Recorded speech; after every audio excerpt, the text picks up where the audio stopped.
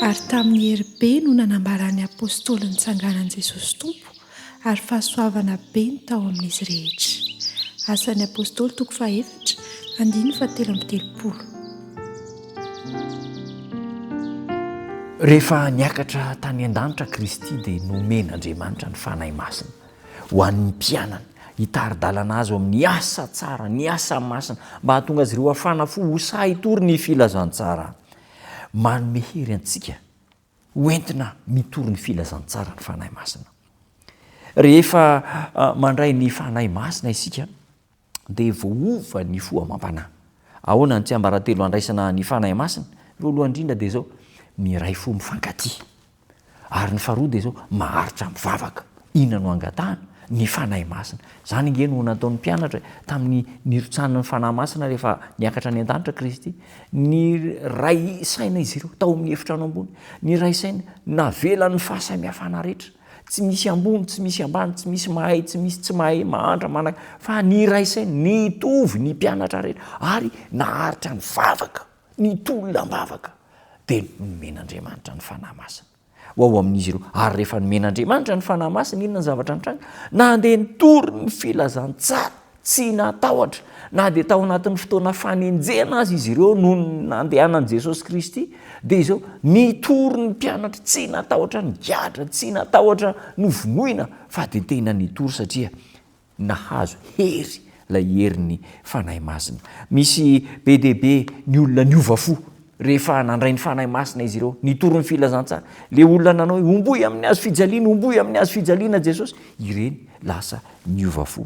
Olona maro niova fo, ary noavaozina ihany koa ny fon'ny mpino, lasa ny ray, ny fankatia, ny fisaratsarana, ny fifanenjena, ny fifampialonana, ny fiheverantena ao ambony noho ny hafa, dia tsotra ihany vokatry ny tsy fisian'ny fanahy masina ao amintsika tsirairay avy. Dia mitady ho toerana ambony, mitady hoe izaho ambony noho ny hafa, lasa tsy miray saina, misaratsara ka. Olona anjatony no motory ny hafatra manao hoe akaiky ny fiverenan'i Kristy, akaiky ny fanjakan'ny lanitra, kanefa izy ireo dia tsy feno ny fanahy masina. Inona no anton'izany? Tsy mandray ny fanahy masina dia lasa fahazarana fotsiny mitondra ny tenin'Andriamanitra. Ny fanahy masina dia natokana ho antsika ihany koa amin'izao vanim-potoana farany izao. Omen'Andriamanitra hery avy any ambony isika mba ahafahantsika manao asa be lavitra noho izay nataon'ny apôstôly tamin'ny andron'ny taonjato voalohany taorian'ny akaran'i Kristy tany an-danitra.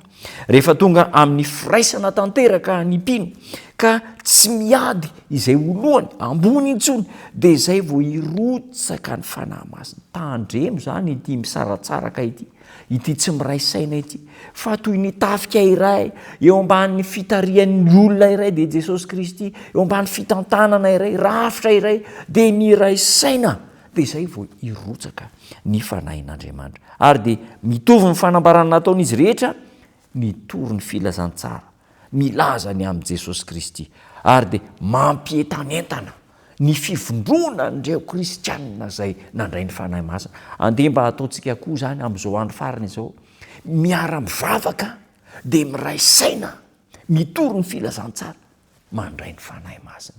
Andao hialana ny fisaratsarana, hialana ny fitsitokotokona, ny fifanenjehana, ny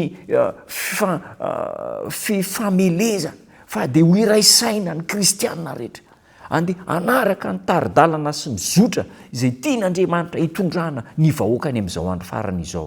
Manaraka ny baikon'Andriamanitra, manaraka ny tari-dalana mahomby avy amin'ny fandaminana, ny fanahy, ny faminaniana, ny tenin'Andriamanitra misoratra masina, iray saina isika ary azoto hivavaka amin'ireny fotoam-bavaka rehetra ireny, dia tokava fa amin'ireny no androtsahan'Andriamanitra ny fanahiny amintsika, ary dia hitory ny filazantsara isika. Ho antsika koa zany ny teny fampanantenana. Hoy ny asan'ny apôstôly toko 4:3 manao hoe: ary tamin'ny heribe no nanambaran'ny apôstôly ny nitsanganan'i Jesosy Kristy Tompo, ary fahasoavana be no tao amin'izy rehetra, mihoatra lavitra noho izany ihany koa amintsika ankehitriny. Hitanao ny Tompo, raison-pitiavana zany, fa anampy antsika ny lanitra, hivavaka isika.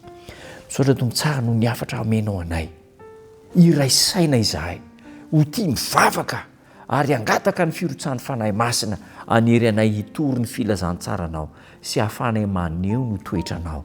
Tanterao amin'ny tsirairay avy zany antombavaka izany amin'ny anaranao Jesosy Tompo. Amen.